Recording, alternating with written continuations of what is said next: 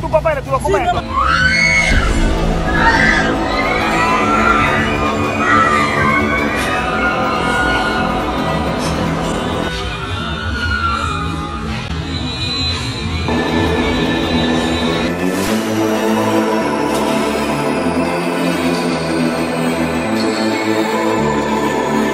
Ella tiene documento haitiano.